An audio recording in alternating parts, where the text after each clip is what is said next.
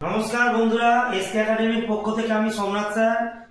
তোমরা জানো যে প্রত্যেক বছর মাধ্যমিক এবং উচ্চ মাধ্যমিকে আমার যে তিনটি সাবজেক্ট বাংলা, ইতিহাস, ভূগোল, এই তিনটে বিষয়ে সবাই 99, 100 অর্থাৎ র্যাঙ্ক করে।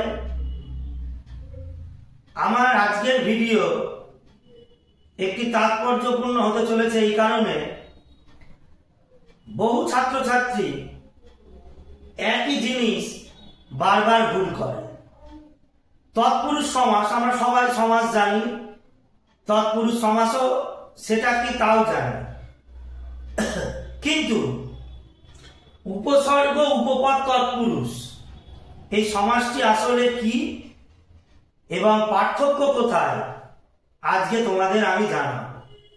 যদি ভিডিওটি ভালো লেগে থাকে লাইক, কমেন্ট, শেয়ার করতে ভুলবে না। জানুয়ারি মাসের প্রথম সপ্তাহ থেকে আমার পঞ্চম থেকে দশম শ্রেণী আর্টস গ্রুপ পড়ানো শুরু হচ্ছে। এই নম্বরে তোমরা যোগাযোগ করতে পারো। তা ভিডিওতে প্রথমেই বলছি, তৎপুরুষ সমাস বলতে আমরা কি বুঝি। তৎপুরুষ সমাস বলতে বুঝি যে সমাসের পূর্বপদ কারক ও বিভক্তি, কারক ও অকারক যোগে তাদের বিভক্তি দ্বারা যুক্ত হয়, পরপদে সেই বিভক্তি লোপ পায় এবং সমস্ত পদে দুটো পদই প্রাধান্য পায়, তাকে তৎপুরুষ সমাস বলে। এই তৎপুরুষ সমাসের দুটো ভাগ, একটি উপসর্গ, একটি উপপদ।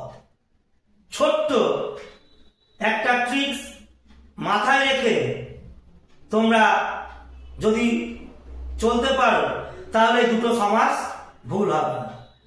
প্রথমে আসছি উপসর্গ, তৎপুরুষ। উপসর্গ, তৎপুরুষ সমাসে বাংলা যে উপসর্গ রয়েছে, সংস্কৃত যে উপসর্গগুলো রয়েছে, বিদেশি যে উপসর্গগুলো রয়েছে, সেইগুলো আমাদের খেয়াল রাখতে হবে। একটা জিনিস মনে রাখতে হবে, উপসর্গ সবসময় শব্দের শুরুতে বসে, শব্দের গায়ে লেগে বসে। একটু উদাহরণ দিয়ে বোঝায়, যেমন ভাত বললে খাবার, অন্নকে বোঝায়। ভাত বলতে খাবার, অন্নকে বোঝায়। তার আগে যদি প্র দিয়ে দিই, প্রটা হচ্ছে উপসর্গ, এর কিন্তু কোনো অর্থ নেই, কিন্তু প্র দিয়ে দিলে প্রভাত মানে সকালবেলা, তাহলে অর্থটা চেঞ্জ হয়ে গেল। তাহলে আমাদের কি মনে রাখতে হবে, কোন শব্দের আগে যখন উপসর্গ যোগে শব্দ গঠিত হবে, সেই শব্দটা হবে উপসর্গ তৎপুরুষ সমাস। এটাকে ভাঙলে ব্যাসবাক্যে কি হবে, প্রকৃষ্ট রূপে ভাত হয়েছে অন্তর্জা, সুতরাং এটা উপসর্গ তৎপুরুষ। তাহলে এটা উপসর্গ কেন, যেহেতু সামনে উপসর্গ রয়েছে, আর কিছু মনে রাখার দরকার নেই। এবার উপপদ, অনেক ছেলে মেয়ে ভুল করে থাকে। উপপদ কিভাবে মনে রাখবে, ধরো আমি একটা শব্দ লিখলাম মিথ্যাবাদী,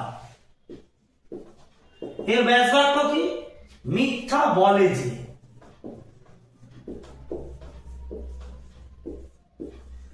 সবসময় মনে রাখবে উপপদ এইটা হচ্ছে পূর্বপদ ব্যাসবাক্যের, এটা পরপদ। এই পরপদ যখন কৃত প্রত্যয় জাত হবে বা কৃদন্ত শব্দ হবে, তার আগের পদটাকে বলা হচ্ছে উপপদ, পরপদটা হবে কৃদন্ত শব্দ এবং এটা একটা ধাতু থেকে উৎপন্ন হবে, বলার অপেক্ষা রাখে না। এটা হচ্ছে বল ধাতু থেকে এসছে, বল ধাতু। আরেকটা উদাহরণ দিই, ইন্দ্রজিৎ। মনে রাখবে পরপদ সবসময় কৃত প্রত্যয় জাত হবে, অর্থাৎ ইন্দ্রকে ব্যাসবাক্য কি হবে, ইন্দ্রকে জয় করেছেন জিমি।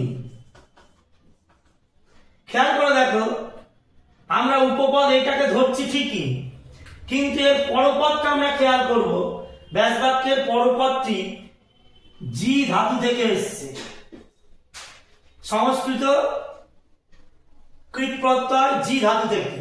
সুতরাং যখনই ব্যাস বাক্যের পরপদ কৃদন্ত বা কৃত প্রত্যয় শব্দ, কৃদন্ত শব্দ কৃত প্রত্যয় জাত, তাহলে সেটা হবে উপপদ তৎপুরুষ সমাসের উদাহরণ।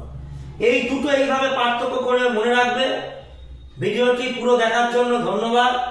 আর যারা যারা আমার ক্লাস করবে মনে করছো 5 to 10 বা আপার প্রাইমারি টেট, তারা অবশ্যই বোর্ডে দেওয়া এই নম্বরটিতে ফোন করবে।